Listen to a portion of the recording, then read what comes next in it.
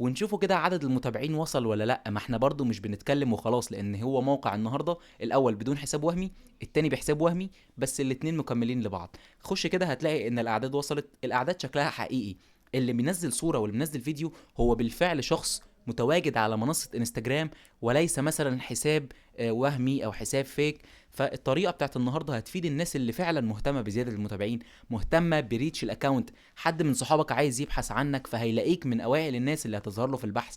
كل ده وكل العوامل دي هتلاقيها في شرح النهارده باذن الله. السلام عليكم ورحمه الله وبركاته. ازيكم شباب، اخباركم ايه؟ اتمنى يا رب تكونوا بخير كده وباحسن حال. في الفيديو ده ان شاء الله جاي اناقش معاكم موقع واثنين وثلاثه من احدى افضل المواقع اللي تقدر ان انت تتعامل عليها وكمان تستفيد من خلال الخدمات المجانيه اللي المواقع دي بتقدمها. باختصار شديد وبكل سهوله وبدون اطاله، المواقع دي بتزود لك عدد تفاعل متابعين ولايكات على حسابك الرسمي على انستجرام. اول موقع تقدر تستخدمه 3 مرات على مدار اليوم، وطبعا كل 24 ساعه بتتجدد التجارب بتاعته، وده بالنسبه لاول موقع. وكمان بيكون بدون حساب وهمي، يعني مش محتاج منك انك تسجل بحساب او انك انت مثلا تنشئ حساب او انك انت تحط صوره على بروفايل معين. مش مطلوب منك اي تفاصيل غير انك انت تحط اسم المستخدم المراد الزياده اليه للاكونت اللي انت حابب تبعت له العدد، ايا كان بقى لاف او لايك او شير او مشاهده على حسب الخدمه اللي انت هتختارها من خلال الموقع الاول. بالنسبه للموقع الثاني وهو موقع بحساب وهمي، فحابب ان انت تشوف الفيديو لحد الاخر علشان تستفيد من الموقعين. على فكره الموقعين مهمين جدا جدا جدا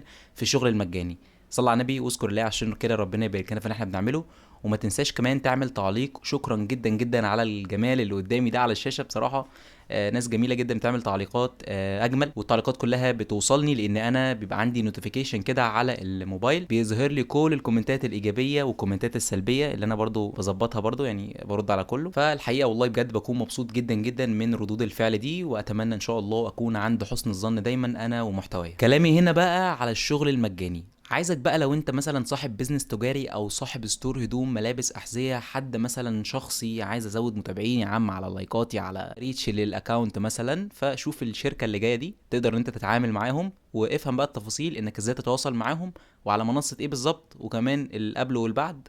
خش بص بس ايه اللي يميز شركتنا اللي هي شركة مستر فاست عن اي مكان تاني او اي شخص تاني بيشتغل نفس المهنة دي. اولا ان احنا من المزودين الاساسيين اللي بنسحب من نفسنا، مفيش حد تاني مثلا بنروح له ناخد منه الخدمة. ولو صفحتك بالشكل ده نقدر نخليها بالشكل ده. بالنسبه للانستجرام برضو بنستلم صفحتك كده بنديها لك كده، ده على حسب برضو رؤيتك، انت حابب تاخد عرض كبير او عرض على قدك. اتشرف جدا جدا بالتواصل مع خدمه العملاء الخاصه بالشركه دي وهي شركه مستر فاست من خلال الرقم اللي قدامك على الشاشه ده. ولو كان بيصعب عليك نقل الرقم من على الشاشه هسيب لك رابط اللي هو قدامك ده، برضو هتلاقيني حاطته لك في اول تعليق مثبت. والرابط ده يا شباب بتضغطوا عليه بيوديكم مباشره على المحادثه للتواصل مع خدمه العملاء، البنت او الشاب الموجود على حسب الموجود اللي بيردوا عليك. طبعا انا قلت لك كل حاجه قادر اقولها لك. خلينا بقى نخش في فيديو النهارده عشان ما اطولش عليك اكتر من كده. طيب خلينا نقول بسم الله كده ونبدا على بركه الله. اولا كده هتخش على الرابط اللي انا هسيبه لك في اول كومنت مثبت.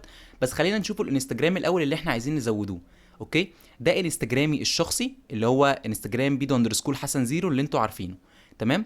وده عدد المتابعين بتاعي. حابب ان انا بس اوريك البروفايل بحيث تعمل فولو عليه. هسيب لك اللينك في اول كومنت مثبت. وكمان على الاشعارات على علامه القلب هتلاقي ان انا اخر متابع تقريبا منذ 17 دقيقة، علشان لما اجي اعمل عدد الفولورز تبقى متأكد بنسبة 100% ان العدد ده جاي من خلال الطريقة بتاعت النهاردة، وليس عدد قديم مثلا كنت انا مزوده ولا حاجة. تمام. هتيجي هنا عشان محتاجين جدا جدا تعديل الملف الشخصي، بعد كده نسخ اسم المستخدم. هتنسخ اسم حسابك لان في ناس كتير جدا وشريحة كبيرة جدا من الناس اللي بتتفرج عليا مش عارفة تنسخ اسم حسابها. اوكي، فهننسخ اسم الحساب. واول موقع هنضغط عليه اللي هو هتلاقيه في اول تعليق مثبت تحت الفيديو، هتلاقي الموقع ده بيقولك تقدر تاخد جيفت فولورز. طبعا الموضوع مجاني. الموقع ذات نفسه مش مخصصها الا برابط، فحاول ان انت تضغط على الرابط عشان تتحصل على الخدمه. بيقولك هنا احصل على 10 متابعين هديه كل 24 ساعه اذا قمت بالتسجيل. فانا هشرح لك كل ده حالا وانا بتكلم معاك دلوقتي. اوكي. طبعا هنا بيقولك يمكنك تسجيل 4 طلبات زي ما انا قلت لك في بدايه الفيديو. كمان على ال 24 ساعه، يعني بتتكلم كل يوم 4 طلبات في الشهر، انت بتتكلم في 120 اوردر. تمام.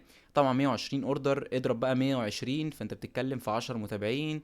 لا حسبة كبيرة قوي، وعدد كمان انت هتاخده كويس جدا. اولا هنا خليني ابسطها لك. اولا هتخش هنا تكتب اسم المستخدم وتضغط على كلمة يقدم. بعد كده هيقولك بقى سجل دخول، يعني اعمل لي حساب عشان تاخد. هو المفروض انت بتعمل له حساب، وهو ده وجه الافاده اللي انت بتديهوله. اوكي، بتعمل حساب ازاي؟ بتبدا ان انت تحط اكزامبل مثلا بريد الكتروني اللي هو @gmail.com. بتبدا ان انت تحط البريد، وبتبدا ان انت تدوس على ايام نوتة روبوت. واهم من كل ده ان البريد يكون مسجل على الهاتف او على الموبايل، تمام؟ عشان اللي هيبعت لك بعد كده الفيريفيكيشن كود اللي من خلاله هتحطه في المكان ده، وهتكتب باسورد، ريبيت باسورد او اعاده كتابه الباسورد. وبعد كده بتبدا انت تسجل. اولا هنا بيقول لك اللي هو اسمه اس ام ام فلو. الكود بتاعك اهو، هاخده كوبي، مش هدوس على اي حاجه، مش هدوس على اي براوزر، انا هاخده كوبي وهحطه في رمز التحقق. هكتب كلمه سر، اعاده كتابه كلمه السر، اسمك واسم الوالد. وبعد كده هتخش كده تعمل سيف على الموقع اللي اسمه فولورن. تمام. انا طبعا هحط الايميل اللي انا سجلت بيه من فوق، والباسورد اللي انا برضو كتبته علشان ابدا ان انا اكد حسابي، وابدا اضغط على تسجيل الدخول. طبعا بعد ما اكدت معايا رقم الهويه اللي هو اسم الحساب. تمام. بدا ان هو يقول لك هنا انه يعالج، فهو اديك تقريبا 40%. بعد ما يخلص التقديم ده طبعا انا هقفل الفيديو وافتحه على طول. هيبدا ان هو يجيب لك ايه؟ هيبدا ان هو يجيب لك ان انت تقدر ان تعمل تراكنج للاوردر، او تعمل تتبع للاوردر. طب يعني ايه اعمل تتبع للاوردر؟ اولا هنا بيقول لك ان انت لو ضغطت على كلمه تتبع الطلب هيجيب لك عدد من الطلبات اللي انت جبتها. او لو كنت طالب طلب واحد من ضمن الاربع طلبات اليوميه، تقدر انت تتبع الطلب، تعرف الطلب بتاعك بيندنج او كومبليت او قيد المراجعه بمعنى اصح، او ان هو مكتمل، من خلال العلامه دي بعد كتابتك لرمز التتبع والضغط على تتبع الطلب. بيجيب لك بقى ان هو التاريخ بتاعه امتى والكلام ده كله. طبعا احنا ما لحقناش بنحدث الصفحه، هتلاقي عدد المتابعين. ودي التجربه الاولى، جرب التجربه الثانيه والثالثه والرابعه علشان تتحصل على العدد الحقيقي اللي هيجيلك. الطريقه الاولى مش قد كده، انتوا عارفين ان كل طريقه بتبقى مكمله للطريقه الاخرى. انا بعمل لك النهارده طريقتين علشان لو الطريقه الاولى بنسبه 30% شغاله كويس جدا، يبقى الطريقه الثانيه بنسبه 70% او اعلى من 70%، ممكن تتخطى ال 100% كمان. تمام. طيب اولا ده الموقع التاني، تبدا تدوس على تسجيل الدخول، وهو موقع تركي ممتاز جدا برضو. هتيجي هنا تحط اسم المستخدم وكلمه المرور للاكونت الوهمي. وازاي تعمل اكونت وهمي؟ تعال نروح على اليوتيوب مع بعض اهو، وهتبدا تضغط على القناه. طيب عملنا هو يا عم ضغط على القناه، اعمل ايه تاني؟ هيقول لك هنا كيفيه انشاء حساب انستجرام وهمي بدون حظر وبكل سهوله. الرابط ده بدل ما انت تدور هسيبه لك في اول كومنت مثبت. تمام. تابع وافهم ازاي تعمل حساب وهمي على الانستجرام او حساب غير اساسي. تمام. بعد كده انا طبعا سبقتك وعملت حساب، وهسجل بحساب تاني قدام عينك علشان تتاكد ان الموقع ده ممكن تسجل بيه في اليوم ب100 حساب، يمكن 1000 حساب كمان. هسجل هنا وازود مثلا سي انا عايز ازود اللف، فهختار رابط مراد زياده اليه. انا مثلا عايز ازود لرابط معين او صوره معينه، فهبدا ان انا اضغط على علامه اللي شبه التليجرام دي، وبعد كده اضغط على نسخ الرابط، بعد كده اروح على الموقع. تمام. هضغط على لصق، بعد كده هضغط على البحث عن المشاركه. بعد كده هبدا ان انا اعدي الواجهه دي. طب بعد ما اعدي الواجهه دي اعمل ايه؟ هكتب عدد النقاط اللي هو مقترحهولي وليس العدد الاصلي والفعلي. طب يعني ايه؟ هبدا ان انا انزل عندك هنا عدد الاعجابات، اكتب 10. ال10 دول بيوصل لك 7 لان انت بتحدد 10 نقاط وليس 7 او 10 اعجابات. اوكي. طبعا هنا اقول لك اجمالي عدد الاعجابات المرسله 7. اعمل اوردر تاني، مفيش اي مشكله ومفيش اي كلام عليك. تمام. ده بالنسبه لللايك. بالنسبه للفولو بتحط اسم المستخدم فقط بدون روابط، ولازم الحساب يكون على العام. بتبدا تضغط على طلب جديد. طبعا هنا بقى في سياسه مهمه جدا ان انت لازم تتبعها، انك انت تفضل مستمر على التسجيل في الموقع او على الوجود في الموقع. انت لازم تكون موجود داخل الموقع. تمام. طيب بعد كده بيقول لك هنا اكتمل التقديم. بعد ما الوقت ده اللي هو الوقت المتبقي ينتهي، ما يكونش موجود خلاص، يقول لك اكتمل التقديم، يبقى انت كده في المكان الصح. تمام. طبعا هنا هنخش على الانستجرام بتاعنا ونشوفه كده عدد المتابعين وصل ولا لا. ما احنا برضو مش بنتكلم وخلاص، لان هو موقع النهارده الاول بدون حساب وهمي، التاني بحساب وهمي، بس الاتنين مكملين لبعض. خش كده هتلاقي ان الاعداد وصلت. الاعداد شكلها حقيقي، اللي بينزل صوره واللي بينزل فيديو هو بالفعل شخص متواجد على منصة انستجرام، وليس مثلا حساب وهمي او حساب فيك. فالطريقة بتاعت النهاردة هتفيد الناس اللي فعلا مهتمة بزيادة المتابعين، مهتمة بريتش الاكاونت. حد من صحابك عايز يبحث عنك فهيلاقيك من اوائل الناس اللي هتظهر له في البحث. كل ده وكل العوامل دي هتلاقيها في شرح النهاردة بإذن الله. تمام تمام، مفيش اي مشكله والله لحد دلوقتي تمام التمام كمان، مش تمام بس. طيب انت شايف العدد قدامك. خلينا كده بقى نخش ونسجل باكونت تاني. خلينا نسجل خروج. تمام. تسجيل خروج اهو، ونسجل بحساب تاني. تمام، يا رب بس يكون المايك شغال، كل ده هو شغال الحمد لله.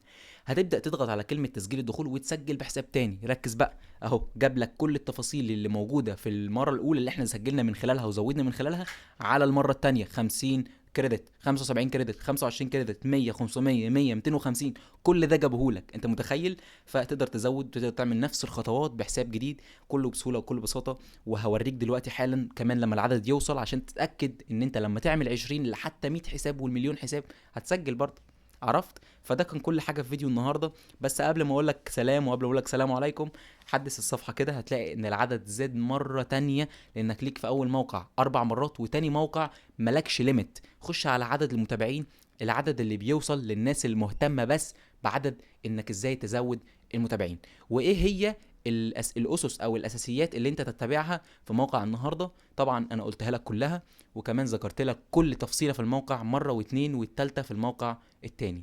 بس كده، ده كان كل حاجه في فيديو النهارده. اتمنى لكم التوفيق والنجاح ان شاء الله في الخطوات اللي جايه. شكرا لدعمكم، شكرا للاشتراكات، شكرا لللايكس، شكرا للكومنت الجميله اللي بتفرحني.